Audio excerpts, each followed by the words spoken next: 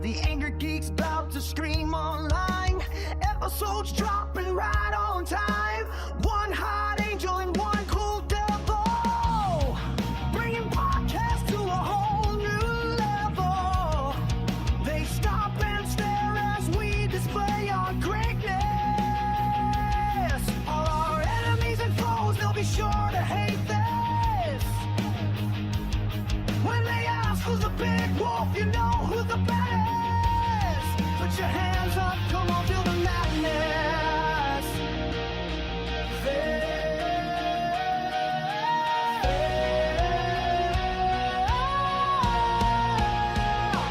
Feel the madness. Feel the madness. Everybody lose control. Feel the madness. Feel the madness. Come along and let's explode. Feel the madness. Come along, come along. Feel the madness. It's crazy in panel room and it's getting heated. The crowd goes wild, not a soul is seated. You didn't come to have fun, you need to beat it. What Lewis brings to the stage can't be repeated. He brings style that's revolutionary. Sophia in the front doing the dingleberry. The others are bland and get no laughs. Dude, it's kinda scary. Critics and haters, y'all are so pathetic. We'll upstage you and be unapologetic. But back to the subject at hand, keep moving. People love the Angry Geeks, it's been proven. Appreciate all of the fans of Lewis and Sophia. So let us see your hands, come on, feel the madness.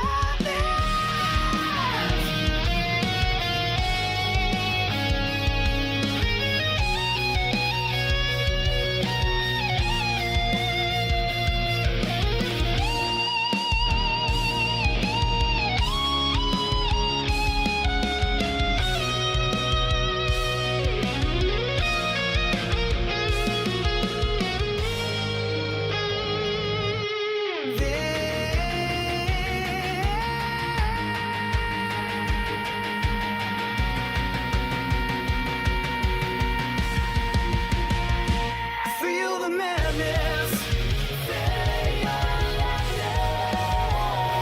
Feel the madness.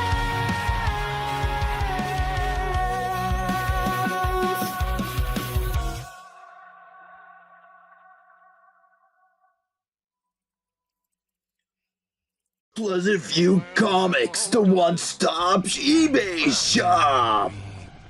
Go. 5-star ratings. Pleasant View, Pleasant View, Pleasant View.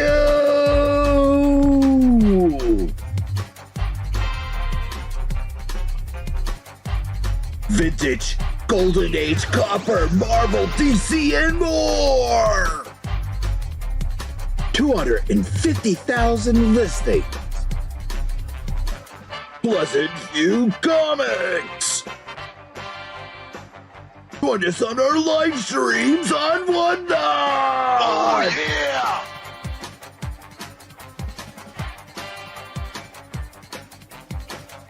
yeah! We are Angrygeeks approved and only at select comic book conventions.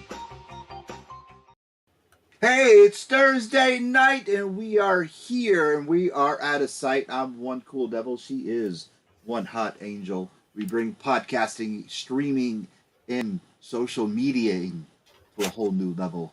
Yeah, I just made that word up. Social media ging.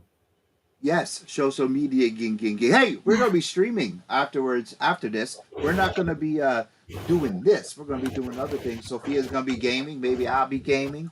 Maybe we'll be gaming together. Maybe we won't be gaming together. But we'll be doing some stuff on the other place. So how was your past couple days, little one? Been sick.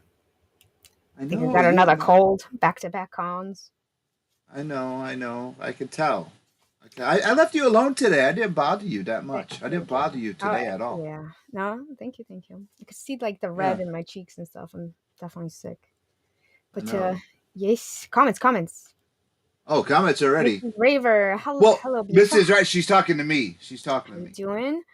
Hope you feel even better. I'm feeling better than yesterday for sure, but still kind of poopy. Hello, Nom. Ningberry. Oh, Dingleberry. Dingleberry. Oh, Nom thank is you, in the Jason, house. for subscribing for another month. I appreciate that. Thank you so much. Guy Brescia. Dingleberry time. Dingleberry. Dingleberry. What's happening, Guy? Hello, Sophia and Lewis, and hello, Jason. How you Jason, doing? what's going on? So, Across the we got a pond. guest backstage. And, Sorry, hello, the beautiful Lewis. oh, hey, baby, what's going I on? also fixed the comments to go underneath our names. Greetings, fellow humanoids. I fixed it. What's going on, Mango? Hey, this is Yeah, for Mango. Mrs. Reaver. Hello, baby. That's for Mrs. Reaver. Anyway, we got a guest backstage that after I read what the comic was about, I was just like him. I'm surprised the comic actually got made. And because we're on TV and because being social media influencers and stuff like that, we actually had to change something a little bit. So we can't say the C word and we had to say snow. So I hope you guys understand about that. But It's called I snow was on the stream. We're talking about snow. yes, snow. Snow. No. So I was like when Melissa, our agent, said, "Hey, we got this cat coming up, and we're going to talk about this book," and I was like, "That's funny." How Definitely in an the interesting. heck?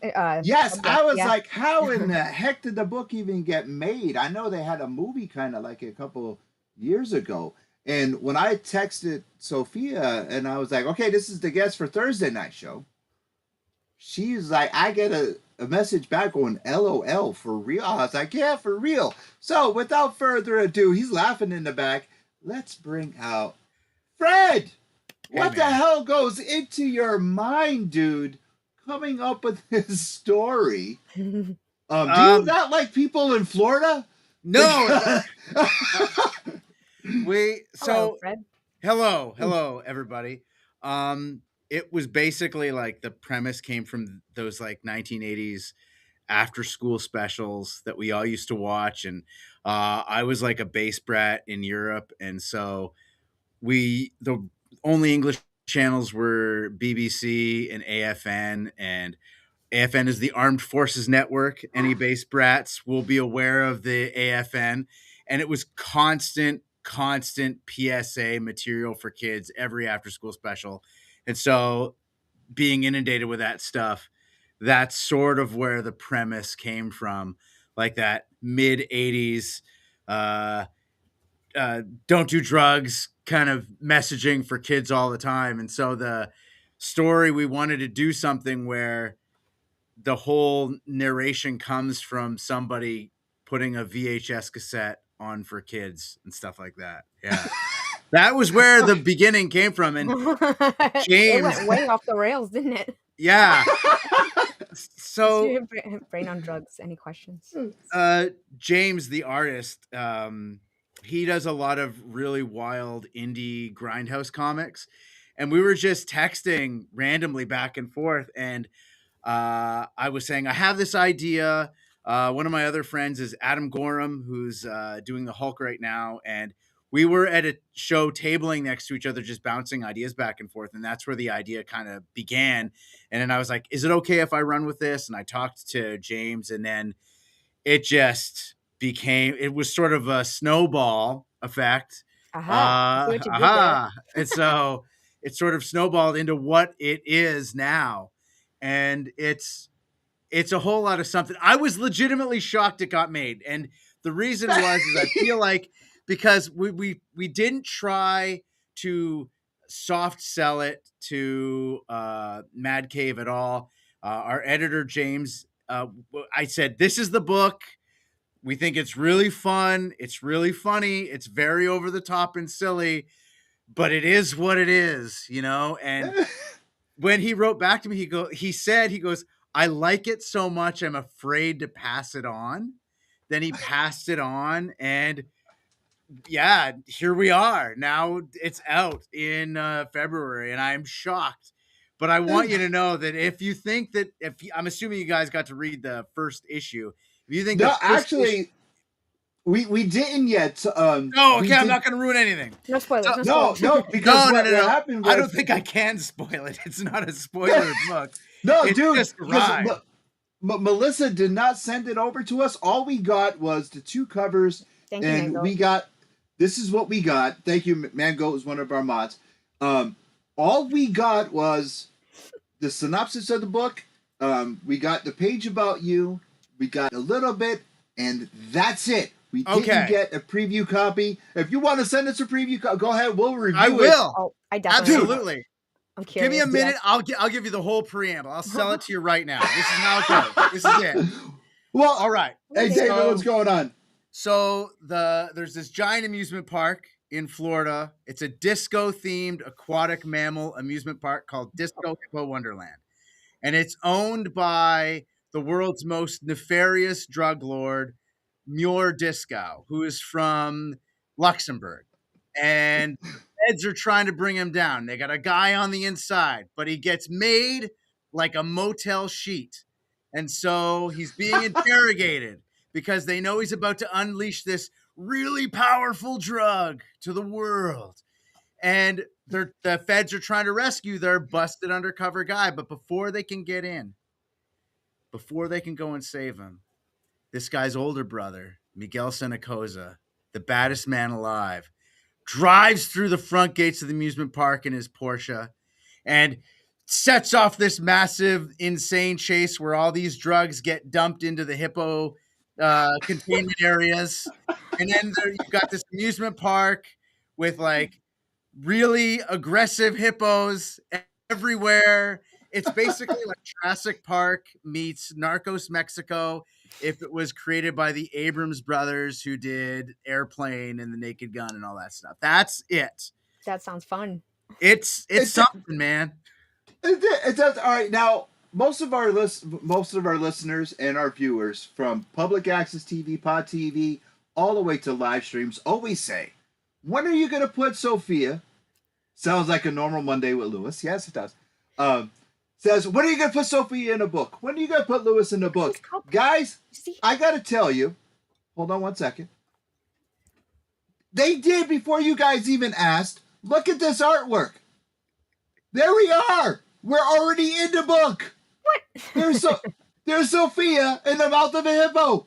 We are already in the book, and it wasn't even planned. Look at that. That's funny. We are minus the cowboy hat. He actually put us in there. No, I was like, Melissa, we got to get this cat on here for sure. All right, now. No, he has that was a Superman mug, right? Wasn't it? Oh, it's like Super Grover mug. Yeah. Right there. Oh, okay. Got you. That's pretty cool too, though. Is it like 3D?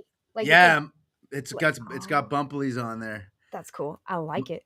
My mom got it for me. It's so cool. And he's got a green Dude, we could be best friends, man. I got a Green Lantern ring. Oh. Superman's my patron saint. You can look in the back of the Geek Lair right here. That's my wedding ring, actually. Whoa. Mine's cool. Superman. I got Superman etched into this. Dude. Yeah. Nice. Sophia, you, Jar Jar, you're out as best friends, man. This is my best friend right here. You can have more than one best friend. It's true. Oh. All right, we got some more comments. Let's get to the comments, and I got some questions for Fred. Guy says, "Oh, sweet. I'll be right back." All right, Arnold. Okay. Chris Mack says, "Holy shit, is that Fred? Wait, do Chris you know Mack who is that in. is? I don't know. I don't know. Chris Maybe. knows everyone, so I wouldn't be Chris- surprised." Yes, Chris knows everyone.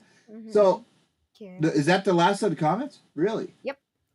Oh, David cool. said he's here to watch. Got nothing to do. Just depressed today. Sorry. Oh, Hope you have a better day. we will try to get the depression out of you. So, the book comes out. Fred was Fred was in in. Edmonton radio for years. Great. Wait, like actually? Yeah. Yeah. So I work on the radio now. I'm actually in the radio studio right now. Chris actually Yeah. knows you. Holy shit. Yeah. Okay. Small world. Wow. All right. Hi, so Chris. Wait. Yeah. Wow. All right. So, this is getting, Mr. Kennedy, this is getting like way out of control here. You losing your What thoughts? got you from radio into comics? I used to do so when I was working before I like was ever even radio. I used to always go to this one comic shop in Edmonton called Warp 2 Comics. It was 2 buses to get there. And then it became 3, so I would just get comics at the 7-Eleven off the spinner rack by the Street Fighter machine. And plus, whenever I go to Warp 2, there was a dude there who always wore like a Trilby hat. And this is like the early 90s, and he was rocking a Trilby hat, like Degrassi Junior High styles. That's a Canadian reference. I don't know if you guys are going to get that one. But Yeah, no, I get the Degrassi. and he was mean to me Nickelodeon. all the time. Every time I would buy anything, he'd be mean, so I wouldn't go there. So I'd send to stick to the spinner racks at the 7-Eleven. And then I got older and I was broke. And then when I got back to Edmonton, I was in my mid-20s and I was on the air. And there was a comic shop called Happy Harbor, owned by this guy named Jay Bardala, who is like, he was like the patron saint of comics in Northern Alberta. And anybody from Edmonton knows all about the heydays of Happy Harbor. And he used to host the 24-hour comic challenge. And this was in the late 90s, early 2000s. And I started doing the 24-hour comic challenge at the store. And then I slowly got more into like the indie scene. And when I moved to Toronto, I started doing indie comics. And it was more of like to scratch a creative itch, right? And I met Adam Gorham, who's just did the issue of last month's Exquisite Corpses. And he's doing the Hulk. And he was promoting his indie book that he's going to be mad that I'm going to mention, but it's called The Vampire Conspiracy.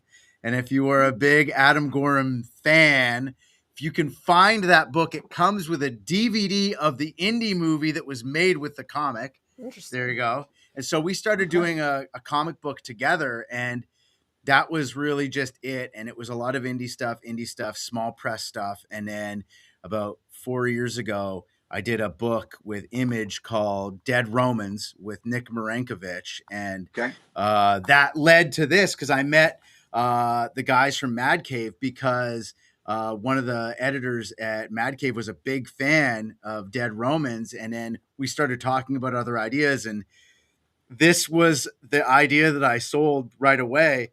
And I think I talked to them about it in person. And I was making a lot of jokes in person, which I think led them to like the idea more than if I just sent in a blind pitch.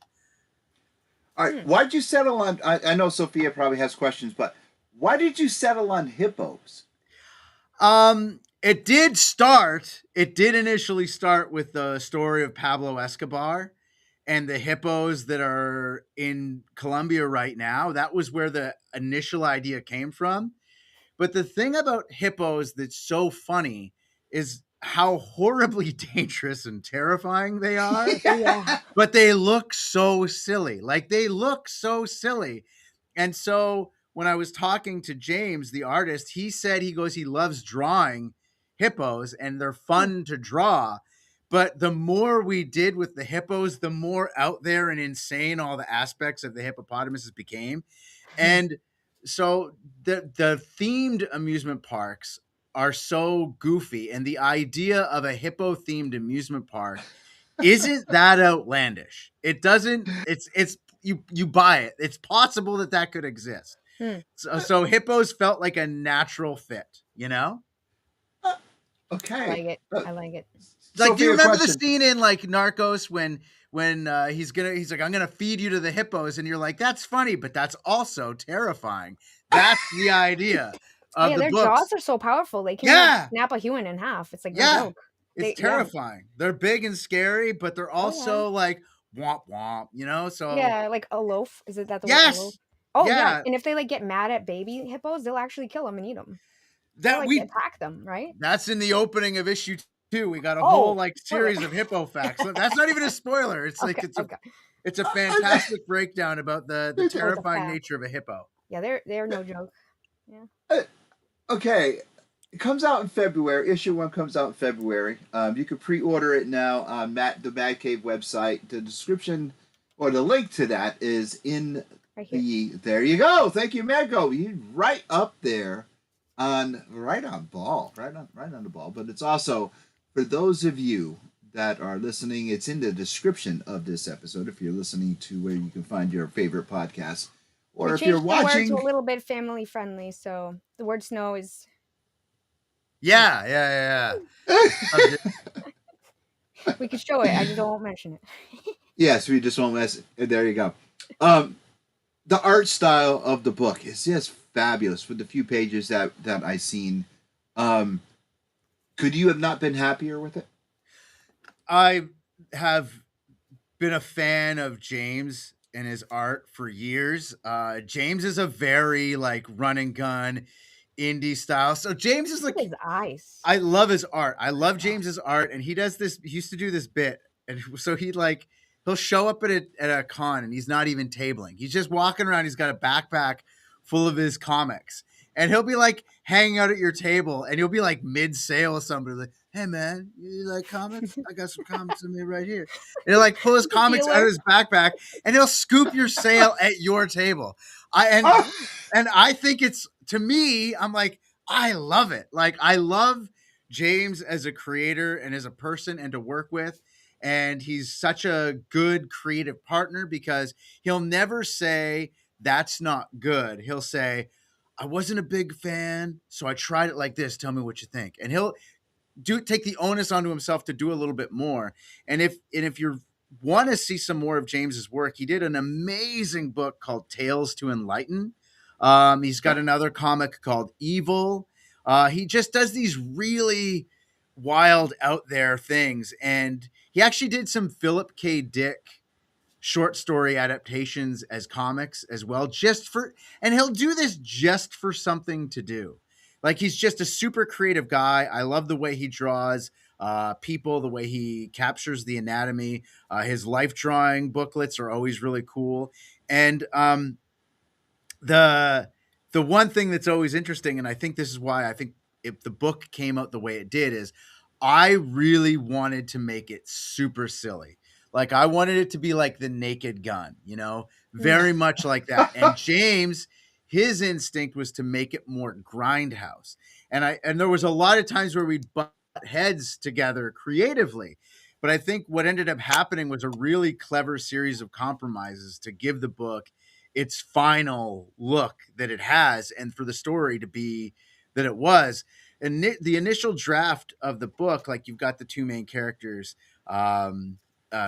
Agent Clarke Nebraska is her name, with the blonde hair. And the dude with the incredible hair, that's M'jor Discau. And initially, Agent Clarke Nebraska was a dude. And because I got the idea of Clarke Nebraska, Johnny Utah from Point Break. That was the premise where it came from. And so he goes, no, man. Nebraska's got to be a really sexy lady, but she has to also be as completely unhinged as the other male lead. So we didn't want to do this idea where she's this no nonsense, by the book, follow my lead. No, man, she's just as much of a psychopath, if not more so, as he is. So when you read the book, all of them are terrible people. Like, everyone is awful in it. But you're like rooting for it. It's great. Like, I think that subtle switch changed a lot of the way we told the story, and it became so much more ridiculous because you don't get a lot of completely deranged female protagonists in action comedies. Like, it's Riggs and Murtaugh, that idea, except they're both Riggs, Was Mel Gibson Riggs? Mel Gibson was Riggs. Yes. They're both Riggses. It's a mess. It's an absolute disaster, which makes it great. All right, we were gonna get there, Guy. That was the next question. We were gonna hit that up after we take our first break, but since you brought it up, our listeners love merch. They love autographed merch. If this was a Kickstarter, I would be asking you about tiers. But Guy just came in and says he wants a plush hippo. Our listeners, our viewers, they love their books autographed. Can they get something? Can they get in a plush hippo can they get merch of this stuff? If you take a look on either my Instagram feed or James's Instagram feed, you'll find some pre-promo images of big announcement coming. And we started doing these like little Mudang drawings, like Mudang, the little pygmy hippo. So we're gonna do a series of shirts. No plans for plush because we're poor. No plans for plushies just yet. But we will. I know that Kickstarter. I'm planning on coming to San Diego Comic-Con. So if I'm there, like I'll be signing stuff, and I plan on signing as many of the things as possible. Mad Cave's been incredible to work with, so anything they ask us to do to like give people more of that kind of stuff, we're definitely doing. But we're doing T-shirts, and we've got these little Mudang type, but Mudang as if he was in our story, you know what I mean? Which is something. So there's stuff coming. We don't even have the book on the shelves yet. We are coming though. We are coming. Don't worry. Stuff on the way. The hype around the book it's coming out in a couple months, but the hype around it, the hype that you're giving the book itself, the excitement of even Mad Cave promoting it's got to be a surefire win, man. I mean, the covers are silly. I mean, this is silly in a good way. It's definitely silly in a good way. I mean, is this cover B? That's cover B. Yeah, that's cover A. Okay. That was the pitch cover. And so the full-on like logoed covers aren't even going to come out until issue 2. And the stuff that's coming as soon as the new covers drop, like I've always loved James's work, and his design aesthetic on the covers especially are going to blow people away. Like these are mega superstar movie poster style covers. And when they drop, I think that people are going to be a little bit standoffish with the first issue in the sense that what is going on with this book? But once the momentum gets going and that second issue is out, it's going to pop. I'm really stoked for it, man. Awesome. Awesome. Hey, we're going to take a couple seconds, and when we come back, it is time for Quiz with Quinzel. Dingleberry time. Dingleberry.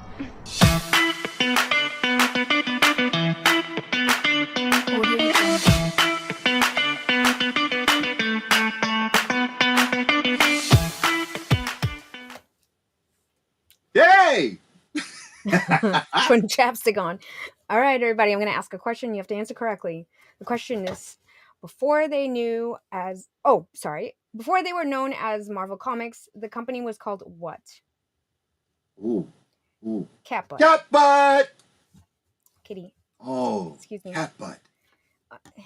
Kitty. Excuse me. Cat butt! Excuse me. Kitty. Thank you. What was they? Oh crap! Oh, we got comments coming in. What were they known? I could see the name. Hey, Fred, don't you be Googling. I wasn't Googling. Hey, I was trying to see get more information on Chris Mack is what I'm trying to do. He's the mayor of Twitch, man. Important individual. What the hell? Okay. So I never ask what's going on. I just go with it. Red Dragon, hello, says timely. Hey, what's going on, Red Dragon? Okay. Little one, you stumped me. I could see it. Timely Comics and Atlas Comics. I could see it. I'm gonna go with Guy. I'm gonna say Atlas. Okay. Maybe. The answer is from 1939 until 1951, the company was called Timely Comics. In 1951, they became Atlas Comics. Then in 1961, they became Marvel Comics. And Fred, you didn't even attempt. I didn't know it was allowed. I thought this was a listener type thing. I didn't know. I didn't say anything. It's all good. Sorry, I screwed up, guys. It's okay. Oh, yeah. Sorry. Quiz with Quinzel is brought to us by CA Square Collectibles, 121 Jewett City at the Slater Hill Mall. Thank you, Chris Hebert. We appreciate it. Yes, and we got more comments. Is there more comments coming in or no? Nope, we're caught up. All right. So the coloring. Why did you pick such a color palette for this particular book? I mean, it's very 70-ish. Very. That was one of that's something that James always does. Like James is big on the flats, and so we didn't want to really do the super like depthy style vibes with it.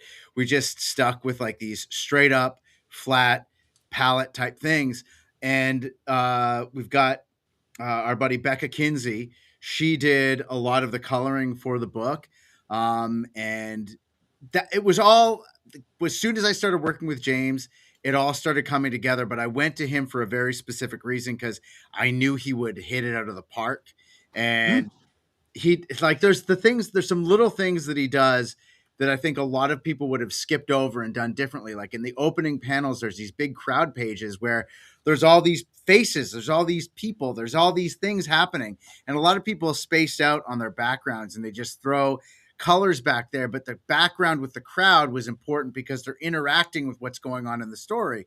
And then you've got these other big action scenes where he's like flying through the air and he's got the streaks of colors. And it has this like speed racer kind of vibe to it. And those were all of the things that I wanted. We had a lot of conversations in the very beginning with the way we were going to execute color and the way we were going to execute the way of pushing the action, of making it big and over the top and cool, but also not gritty. You know what I mean? Yeah. It's gotta be if the thing about action, there's like, I remember it was a Mad Magazine comic about MASH, and they were doing a Mad Comics parody of MASH, and they're going through the hospital, the military hospital, and they're like, this man was shot in the leg. Do you think that's funny? He goes, no. This man got shrapnel in his shoulder. Do you think that's funny? He goes, no. He goes, this man had his head blown clean off. Do you think that's funny? He goes, I think that's hilarious. And it's got like no head and then just some tubes going into his torso. And I was like, that is funny. And it's that idea that like, once you get really big, then it's funny and silly. You know what I mean? Like it's hyperbolic is the way of making the comedy land. And so as soon as I talked to James about those specific things, he was all in right away. So it was an easy sell for the crew. Easy sell for the crew. Easy sell to get the book sold at Mad Cave. Mad Cave was the first publisher that you 100%. They're the very first people I went to. Chris Fernandez, the publisher, is the first guy I talked to about the idea. And there's the quote that's going around, and it's like, I didn't expect it to get picked up. It's because I didn't expect it to get picked up. That's the tagline. Yeah. It's right there. Frank Kennedy. He's kind of shocked. The book actually happened. I mean, it's not that I don't think it's good. It's just that there's not a lot of silly out there, and this book is very silly, you know? And so I was really surprised. I thought it was a really cool book. I thought it looked really good, but we were expecting to go the Kickstarter route. And then fortunately Mad Cave came along, and I've said it before that they've just been an absolute dream to work with the entire process of this book. Okay. So awesome. Let's say, Sophia, do you have a question before I get to the next one? No, I was just saying that was awesome. Okay. Let's say we had to go the Kickstarter route and we had to do this. What tiers would you put? What tiers? Sophia and I will help you create some tiers. We already have plushes. We not tiers. Yeah. we already have plushies. So people want plushies. We already seen that. What keychains, that's good. Keychains would have been good. T-shirts would have been good. We would have probably tried to create some fake park merch. We would have tried to include some like music from Disco Hippo Wonderland is what we would have done. That would be cool. Tried to get some of the thing with the tier merch that I would have done for Kickstarter is we would have done merchandise that would be available inside the amusement park. Red Dragon, solid idea. Coffee mug, mug, 100%. That's great. I got the perfect one. Go on. A portable Hungry Hippo game. So that's interesting you Ooh. bring that up. James and I had a rule. No Okay. hippo jokes. No Hungry Hippo jokes. Well, no, only- but that's not okay. He was against that 100%. And there was one specific joke in the book that I still think is funny, but I agree with his reasoning for no Hungry Hippo jokes. There was this idea that this is a point where the hippos are out. The park is flooded because there's a hurricane that's moved in. Oh my God. The people are running around and they're all terrified. And one of them is explaining, like, it was chaos, utter chaos. People were going this way and that, like a group of marbles while being gobbled up simultaneously. And it's like a character talking about this. And James like sends me back the lettered version. Oh, you killed him. And that's gone. Gone. You laughed so hard he left. Yeah. So, and I'm like, what's the problem, dude? Like, what's up? He goes, no, man, no Hungry Hippo jokes. That's got to be a rule because everyone's going to expect us to do Hungry Hippo jokes. And I'm like, touche. So when we had our meeting with Mad Cave about log lines and stuff like that. And the thing was, in the initial pitch, we hadn't had that conversation yet because we didn't expect that the book was going to get picked up. So that wasn't the thing. But the original thing was, these hippos are hungry for blood was the tagline. And then when we had our meeting, James is like, oh, we have a rule. And then the editor was like, yeah, but it's a really good log line. And he goes, okay, we'll allow it. But no Hungry Hippo jokes are going in the book anywhere. That can't happen. So yeah, but that's funny you bring that up because like I had that conversation. I thought that Hungry Hippo joke here and there would have been good, but I agree with his reasoning. And that's like I said, we were butting heads a lot of times, like with our idea of how to do things. I love silly. He loves grindhouse, but you've got to give, everybody's got to compromise. That's the thing about creative teams is if everybody's on the same page, I don't think you're going to get something as good. There's got to be a little bit of friction in that writer's room so that you end up with something really good. And people also have to be like, willing to hear other people's ideas, Okay. It's true. All It's right. like me Yeah, and I Lewis. was They'll be like, just- nope, don't do that. Yeah, I know. She's the boss. Even Jar Jar calls you the boss I'm now. not the Boss lady. That's my wife says. Where is the boss? What's the boss say? I mean, I'm not yeah, the boss. Sophia is the boss. If I go, yes, ma'am. Yes, ma'am. She is the boss. I was Sophia's like, yeah, don't do that or throat punch. Yep. yes, or stab you with a spoon or the knife in her purse or something. Or don't not carry a purse, purse. excuse me. I corrected pocket. myself. Yeah, your pocket. Hmm. What I was thinking, Hungry Hippo type game, but instead of marbles, little packages of snow that the hippos can Well, the balls are white already, man. They're like little Yes! snowballs already. So There it you go. works. Snowballs. Absolutely Oh my works. god. Yeah. Snowballs. There you go. I think the book sounds hilarious, man. I can't wait to read it. Yeah. Yes, if you were going to voice the characters, if the gods of indie comics smile down upon you, and a streaming service, whether it be the Amazon, it could be the Hulu, it could be the Netflix, or even the Tubi. they Lisa smile down Gilroy upon- is Huh. Clarke Nebraska. Lisa Gilroy, 100%. She's Clarke Nebraska. She's on Comedy Bang Bang. She's on Twisted Metal. She plays Vermin on I Twisted love Metal. Oh yeah. She's Vermin. She's from Edmonton. She's another Edmontonian like me. That's awesome. Okay. And we worked together here in Toronto for years. She's been incredibly successful. Huge fan of all the things that she's done. She gave us a pull quote for the book. She is my Oh, 100% good. casting call for her. I don't know his name off the top of my head. But Louis Perry. no. So Narcos Mexico season 4. The guy who plays the police officer that's investigating the missing women, he would be Tico Senecoza because he was the guy that sort of inspired the look of the character. So that would be my go-to for him. For the rest of the characters, I don't really know. Ideally, what was her name? She played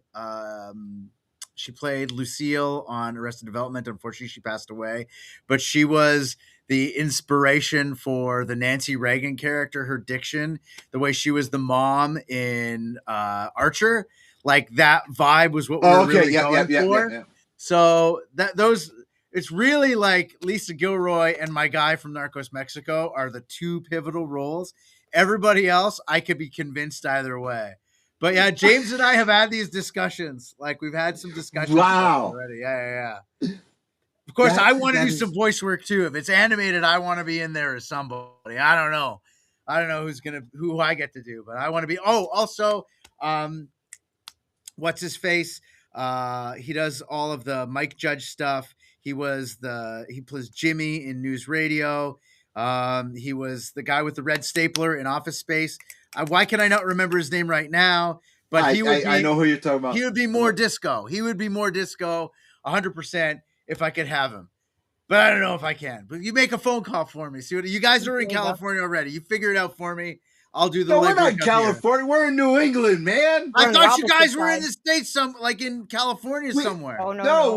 We are in the States, but we're in New England. We're like okay, good. With New York. All right, okay, good. Now I know. I'm also doing for you guys. I'm gonna be at the New York Comic Con in the fall too, so I'll be going there. And I actually did submit for Boston Fan Expo too. Oh heck yeah! We go to that one. Okay, yeah. We were media guests there. We were media guests there last year. So I'll keep you posted. I'll be very vocal about where I'm going. Don't worry, I will yell a lot. Awesome. You'll know. Guy says baggies of pixie sticks in each issue would be funny. Mango. The marbles could be a mix of white and clear, with the clear having tiny heads inside. Heads? Oh. Touche. That'd be beautiful. And I think we have the technology. Okay. All right. Now we got to take another break for people that we work with. And when we do, Fred, you got to play this game with us. We'll be right back. It's the question of the week. Let's dive right in. Riddles and laughter. Where do we begin? Silly little queries. They never grow old. In this game of wits, our stories unfold. Why did the chicken cross over?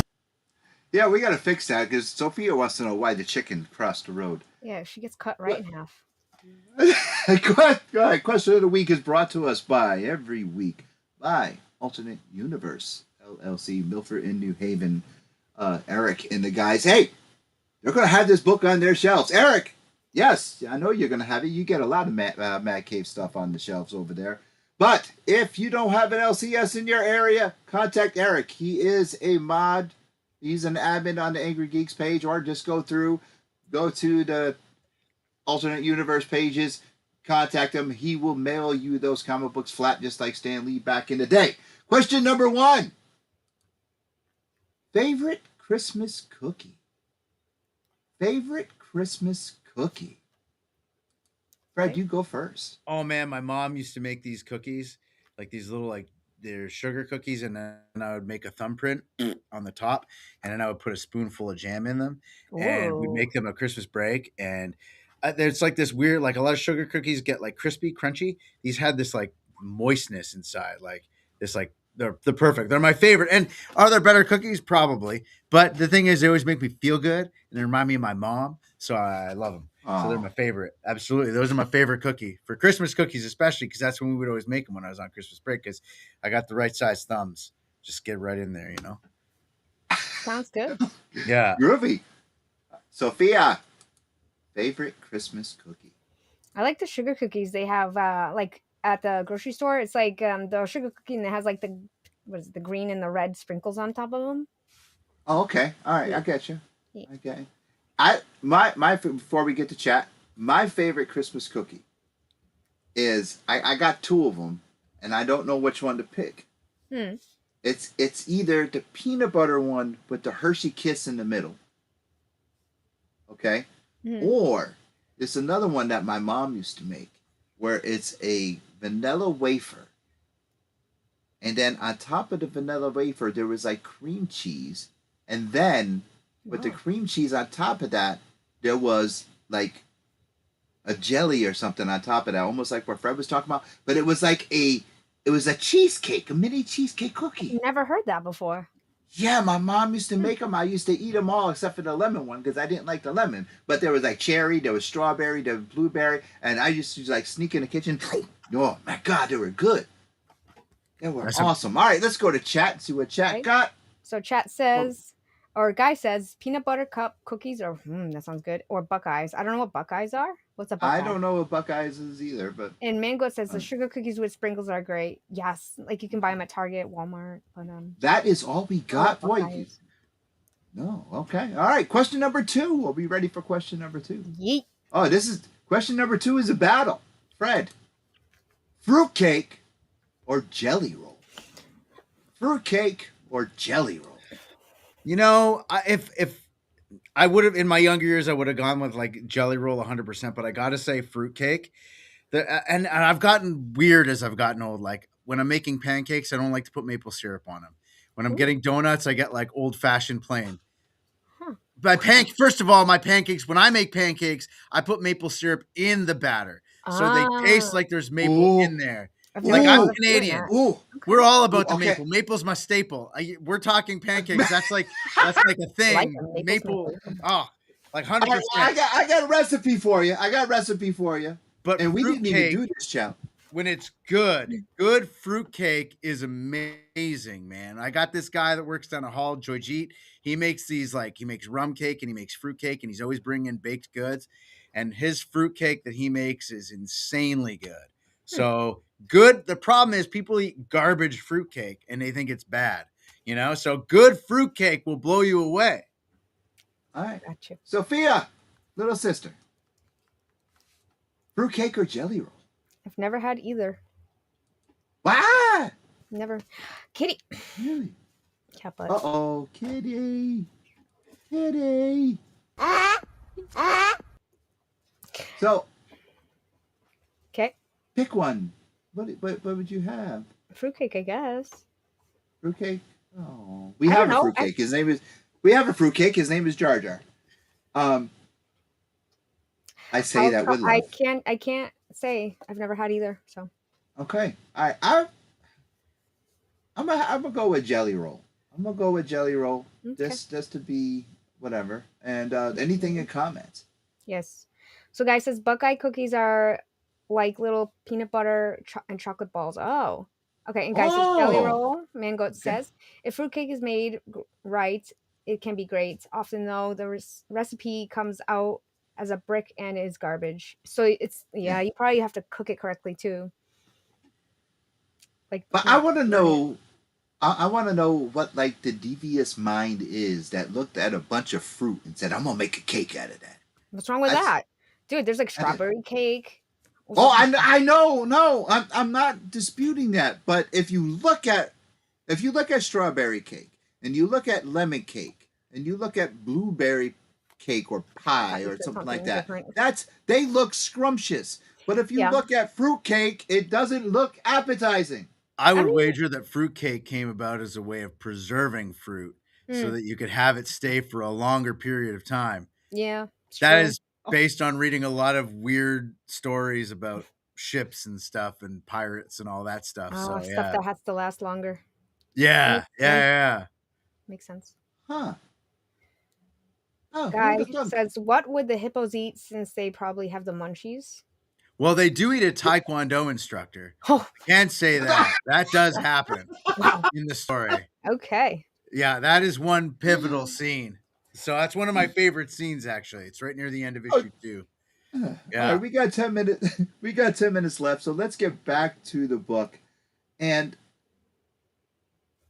with that being said about the Taekwondo instructor, what are some of the over-the-topness that we can expect while reading this book that consider or involve the hippos? Without giving anything away. All of it? Yeah. The thing about the hippos is the hippos are probably the only non-garbage people in the whole story. The hippos are, if anything, the victims in the story. They're the heroes. Yeah, they're pushed into the situation. You know what I mean? Okay, so they're So the retaliating. hippos, yes, exactly. They're retaliating. So the hippos do. The hippos escape. They go through. They're eating people. There's a lot of scenes with the hippos like having conversations with themselves, So like wait, do they speak or they communicate? little imaginary talks. Like they talk with each other. Okay. And there's a lot of like disgruntlement amongst the hippopotamuses.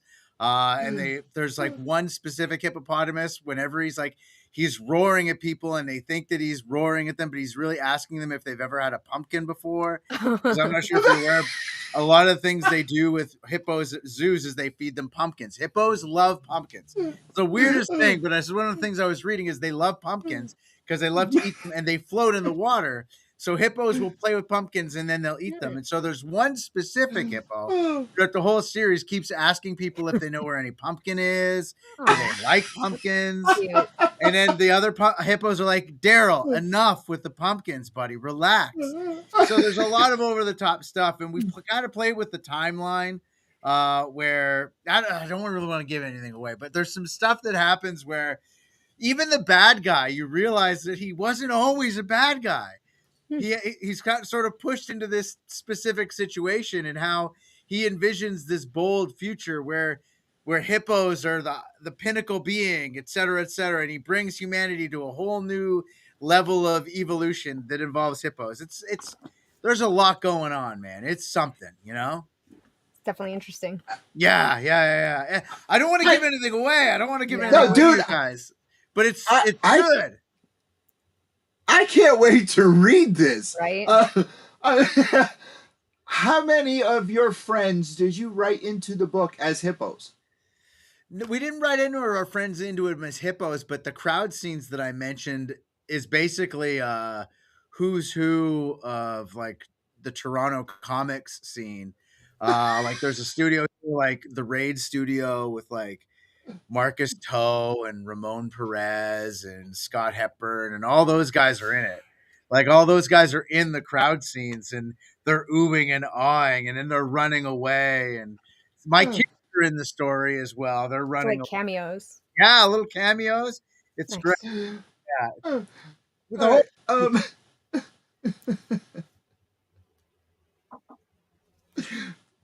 Just bloody fantastic. I want it to be out like right now. Like we've been sitting on it for a while. I wish it was just out there for everyone to look at. I'm really excited about the book and I feel like every conversation that we have about the book, it's hard not to giggle because there's so much silliness about the whole premise of the book. But you know, it's good. Okay. You know, it's not just a collection of jokes. It's a good story too. All right. So how many issues is it? Is it 4 or is it 6? 4. So it's 4 issues. And if the full title of the book is The Laser Drug Force in the Florida Snow Massacre. Oh, wow. And so the Laser Drug Force is something that we want to continue on with. And we have other stories with these characters created and ready to go. And if this book does well, we could be seeing these characters come back in another wild and wacky adventure, you know? Okay. Why disco? Why disco music? That's James. It was so I forget what he was talking about because we talked about this a while ago and he's like more disco. And I'm like, what? He's like, more disco. That's the bad guy's name. And so we changed it so it's pronounced more disco. But on paper, it's written as M'jorDiscau. So it's like M'jor Discau, but everyone calls him More Disco. So his name, like, and what's funny is phonetically, when it's written as they call him Disco. And then a guy's like, Mr. M'jor Discau, like that. So we play with a lot of that stuff throughout. And there's things that are written in that could potentially be taken as oversight, but are in there intentionally, you know? It is interesting. Just brilliant. All right. Guy has a question. Yep. So the hippos kill anyone with spinning tails and poo flying out. This is something that hippos do. That is a very astute observation. I don't know if you've ever seen hippos at a zoo. Okay. I've seen videos on YouTube. This is something that they do. They do that. Like they'll poop and they'll spin their tails around and it'll fly everywhere. Yeah. And because when they're in the water, they do that to make it dissipate and go away. But that's something they do. But we don't show that. This is a highbrow book. See, that would be a joke. Just have the hippo in the distance doing that and someone drinking from the water, not knowing. Yeah. I don't know. Like, wow, this water's interesting flavor. Yeah. Issue 4, cover C. No. Yeah. Yeah. Oh my God. That's I had a question for Fred, but now it just like went out my head because I have that visual. You should hear how it sounds. It's a crazy sound too. One time I was at a zoo when we were kids and that happened and my sister got hit by a chunk of the poop. Oh, That's no. a true story. Oh my God, that's horrible. Yeah. All right. Fred, you said D.A.R.E is one of the names of the hippos. How many other hippos have names? They all have names. So the way we did the book was we wrote it old school Marvel style. James and I came up with a beat sheet. It was about that long, and that was the full issue. Then James thumbed the whole issue. Then I wrote in all the dialogue by hand on the thumbs. And so I always told him, I'm like, I'm going to give you way more than we can probably fit in the panels properly, and then we'll just pare down from there. So originally, all of the hippos had names, and almost every time you saw hippos, they were having conversations, but a lot of that stuff got left on the cutting room floor because that's just the way it goes. But we wanted to give them all like these like blue collar names. Like, so it's like Daryl and Terry and Bill and Jimmy and Becca, like all these names like that you'd see on the job site. You know what I mean? So yeah, it's something, man. Just brilliant. All right, Fred, thank you so much, Mr. Kennedy, for being on the show with us on this Thursday evening. You are amazing, dude. We have to have you back. I'm always around. We got 4 issues. You can bring me back for any of them. You guys should get on James too. He's a character. Yeah, absolutely. We'll have to have you both come. Yeah, please. Hang out with us after we're done. Please tell everyone where they can find you through the social medias. I'm really not very good on social media. I'm on Blue Sky at fearless_Fred, and then on Instagram. Yeah, that's it. On Instagram, that's where I'm my most active is on Instagram. That's where I'm the most interactive with people. And I'm not really good social media wise, but I'm posting a lot of stuff about the book itself because I've been told that I need to. So I'm doing it. I'm posting stuff almost every day. And there's a lot of really cool little tidbits. There's even panels that didn't even make it into the book that we're using. So it's exclusive. Yes, exclusive, you know. Awesome. All right, make sure you go and pre-order the book now at matcavestudios.com or go to your LCS and pre-order it now for February release. Sophia, tell everyone where they can find you, your streaming channel, and us in our streaming channels, and where else they can find us. Okay, you can find me at Sophia Cormier on Twitter, Twitch, TikTok, Facebook, YouTube, Instagram, Blue Sky, and you can find the Angry Geeks on the same platforms and the Angrygeeksshow.com. Hey, thank you guys for hanging out with us this Monday night. Andrew Gaza, the Return to the Planet of the Apes is back. And next Thursday, it's going to be pure magic. Just wait and see what we have in store for you. Once again, we want to thank Mr. Kennedy for being on here. This is a wild episode. I had such a blast. And we will see you guys next week. But stay tuned. Remember, Gorilla Streaming on Twitch. We're going to be playing some video games. And check out my little sister right here. Subscribe not only to me, subscribe to her, follow her, and to Jar Jar Jeremy. And we'll be playing some games. We'll see you guys shortly. Bye.